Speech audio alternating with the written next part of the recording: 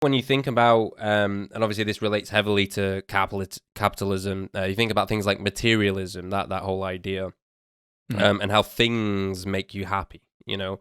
And so in some sense, that's like one of these sort of feedback loops that you're talking about where, you know, you buy a product, right? You get a little hit of dopamine, and then you go, oh, well, capitalism must be right. Like, maybe you don't think about it. It's not a conscious thing. But you realize, like, oh, what the advertisements on television are telling me, well, it does make me feel good, and I do feel like a better person, and I feel cooler, and I'm more important because I've got the XYZ. So yeah, I think that's so yeah, we do, like you said, like a re-education, the map of the world, and again, like I'm sort of harping on this note, this kind of the internal part of it, or the internal structure. Obviously, it's a two-part thing. There are structural problems, and then there's internal or philosophical or spiritual problems as well. But I think that's probably, you know, a big piece is the kind of, and I imagine you've done a lot of this, as many people come to like similar conclusions to you, whatever, like internal work where you realize, you know, what makes you happy is like meaning, you know, and like friends and family and connection, and you know, you don't have to really. I guess it is strange in a way that this isn't so obvious to people, because you don't have to do that much of a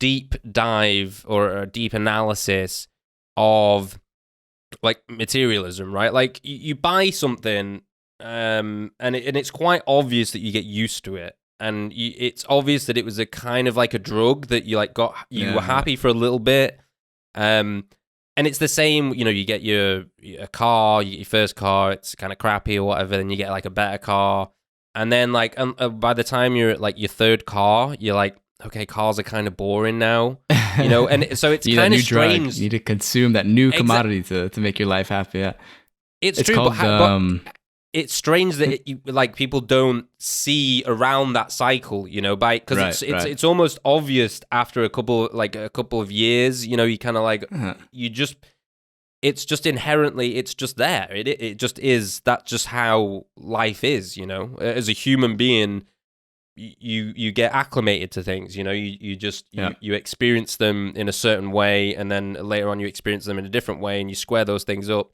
against each other, and you go, okay, well, maybe materialism and like making loads of money and just going after profit, maybe that isn't good. Maybe I don't need more stuff. Fulfilling. Maybe it's not a fulfilling life. I mean, I kind of feel bad for those. Like I've met a fair amount of like very rich people, very rich kids, and you know, kind of it's. I mean, maybe it's a stretch, but I kind of believe it's a little bit of a mental disorder, like to be so addicted to needing new things all the time.